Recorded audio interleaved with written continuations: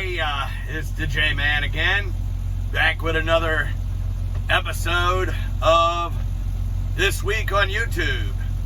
So, well, I'm going to get started on this. First thing I'm going to mention is this thing with the GameStop stock. Well, once again, the big boys did it again, and, well, they were trying to force GameStop. I don't know if they were trying to force them out of business or what, but they were trying to sell them down, the hedge fund managers. Well, people picked up on it and decided they wanted to gobble up GameStop stock. Well, problem is they set the price way, way high, and the hedge fund managers are going to have to come up with billions of dollars because they lost their shirts, they lost their pants, they lost their ass, they lost everything. And they got to come up with billions of dollars, like, quick. And we're talking hundreds of billions of dollars that they lost on this deal. Well, since then, all the big boys have frozen the stock. Nobody can trade GameStop, and it's coming back down now. Well, obviously, it's come back down when nobody can do anything.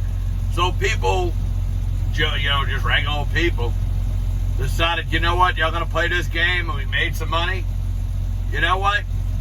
And a lot of people just selling everything they got and just cashing it all out. And I don't blame them. I don't blame them one bit. I would do the same thing if I was in their shoes. I just wish I could have got involved in it. But, it is what it is. By the time I heard about it, it was already shutting down. And, I would have went out and bought some stock. That would have been nice. But, I don't know. We'll see what you got to do. Oh, the other thing.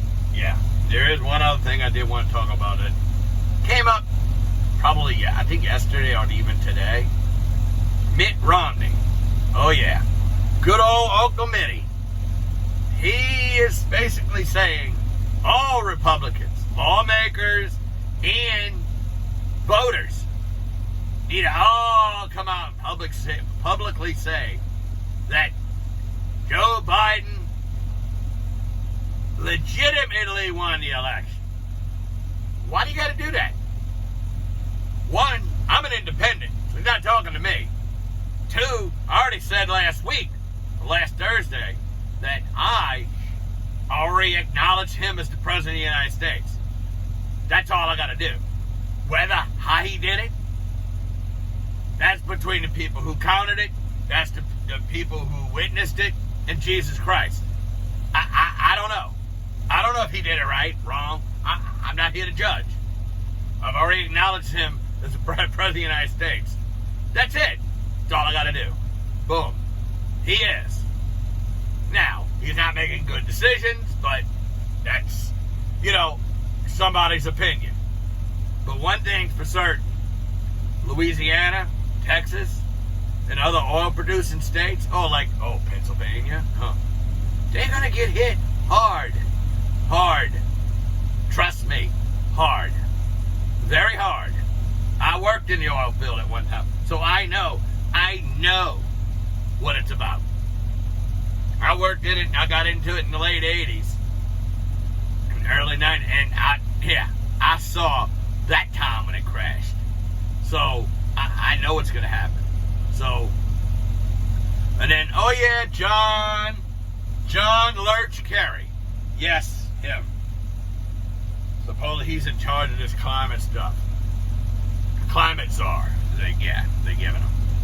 He comes out and says, wait a minute. You lose your jobs?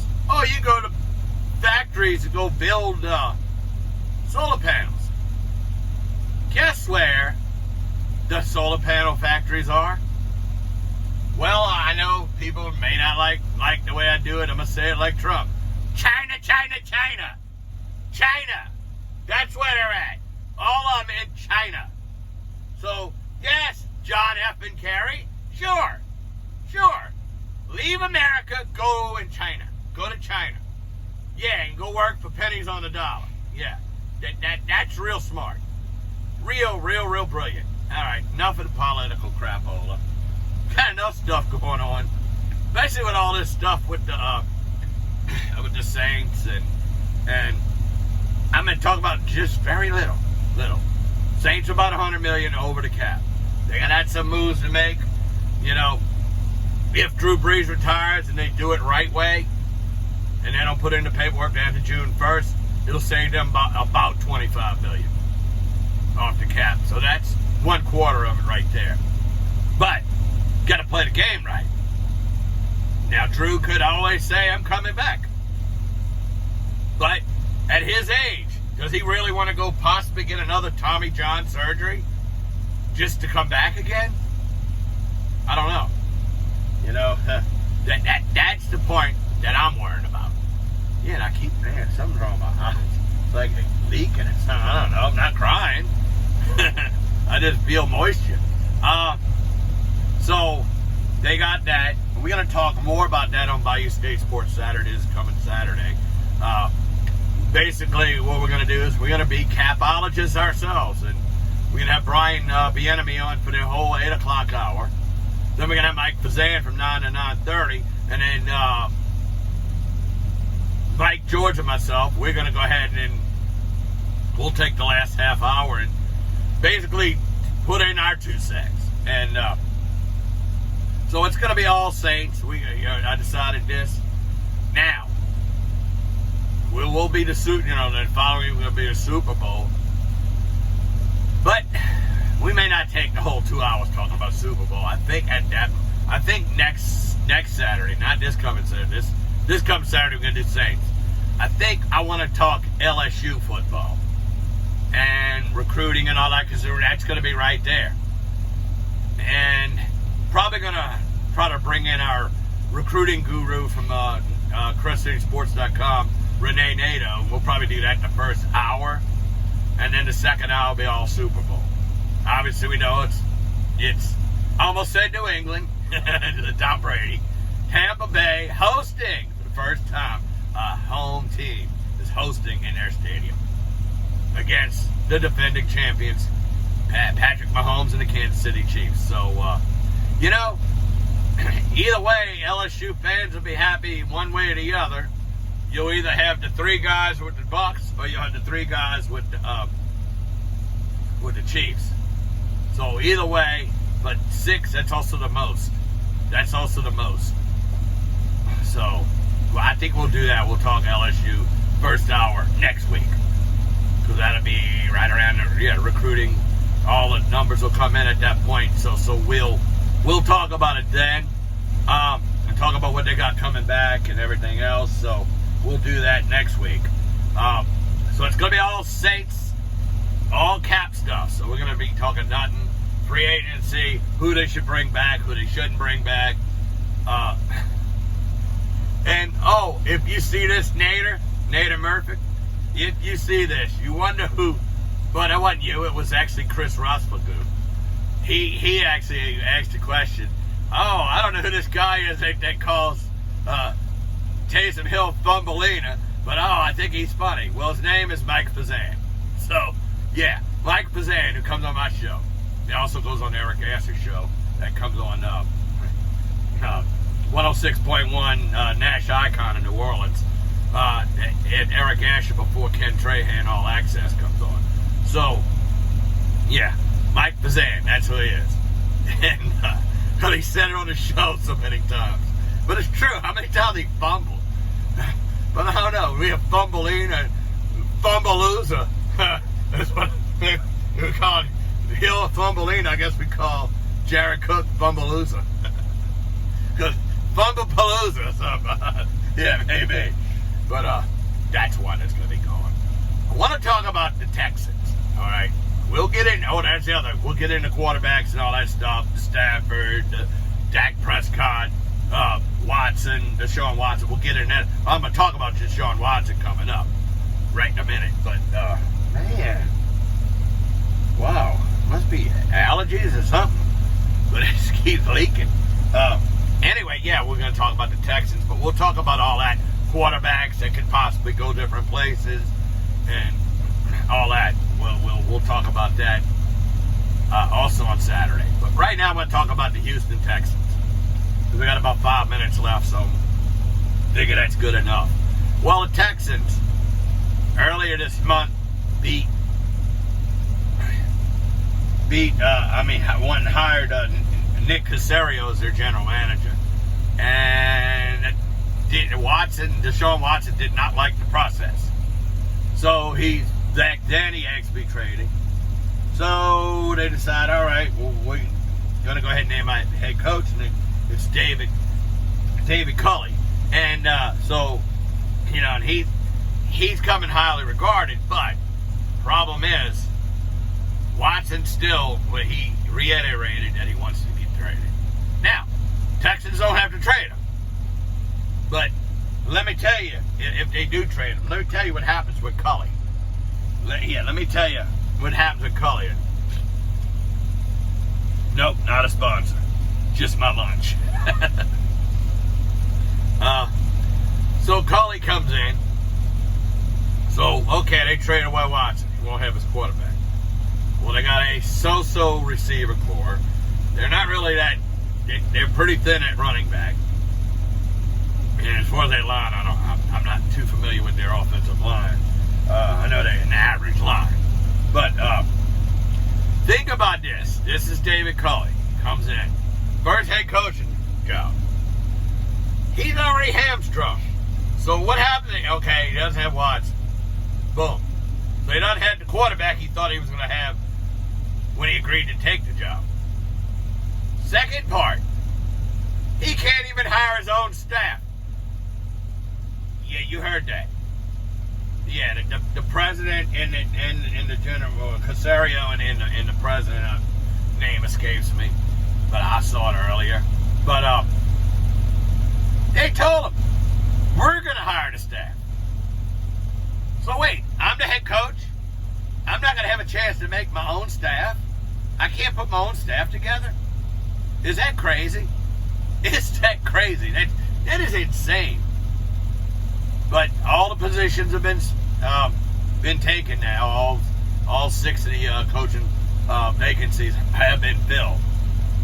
Problem is, our guy, our New Orleans native, and our friend and frequent guest, Brian Bieniemy, his cousin Eric Bieniemy, still doesn't have a head coaching job, and he's the best candidate of all of them. Anybody who got hired, he was the best candidate, because we all want to get our coaches hired now. I tell you what, I don't know if you heard on Saturday, Mike Garcia, he had the perfect solution. No coaching positions can be filled until after the Super Bowl. And then say, all right, it's 2 weeks, open season. Go after anybody you want. Go get and give people a real shot to get a head coaching job. But that's not what they do right now. But you have a 2-week open period right after the Super Bowl, and then every coach is available to be talked to, and you still got to go through the channels to get the permission. Right? You're not going to just come on in. No. But at least it gives people that are winners, that are coaching as coordinators on winning teams, gives them the opportunity. Obviously, Saints lost some guys. Dan Campbell went to Detroit, took Aaron Glenn, the defensive backs coach, as his defensive coordinator. Of course, Fontenot. Of course, we talked about Terry Fontenot leaving the Saints front office and going to be the general manager at Atlanta. Well, he tried to get Kyle Hurley, the Saints guru of the cap, and tried to go bring him there to be just do the same job in Atlanta. Gail Benson said, no, that ain't happening. She gave a big raise, put a little step up in his title, and she said, no, that ain't happening. No. We lost enough coaches. It's like, no. And the Saints did save Ryan Nielsen from going to LSU, but and they did the same thing to him. They made him, in addition to being the defensive line coach, he's now the assistant head coach, and got a nice little raise. So, that happened, and here we are at the 15-minute mark. I need to wrap things up, but yeah, well, it's been an eventful week. It's the first time I'm doing one video this week, so I'm going to do that from now on. Every Thursday, I'm going to drop one. So we'll talk to y'all later. And while I'm at it, I know I run the commercials doing my show, but anybody that's in the West Jefferson class of 1981, like myself, anyone that's hearing this and you haven't heard, we are having our 40th year reunion on the 12th of June at the Four Columns right there in Harvey, right down the street from West Jefferson. So, so I thought I'd throw that out there in case you're not on Facebook or any of the social media sites. Get in touch with Ernie Waits. I'll probably put it in the comments. I'll put it, info. Oh, I know how you can get in touch with him. Okay. It's Ernola, ERNOLA, at yahoo.com. So, yeah, just get in touch with him that way. Yeah. Or was it Gmail? No, it's Gmail, not Yahoo. It is Gmail. Ernola, yeah, okay. Tina, try one. I forgot. I'm trying to think out. I'm going to give it to you, but no, I'm going to get going, and we'll talk to you next week. Bye-bye.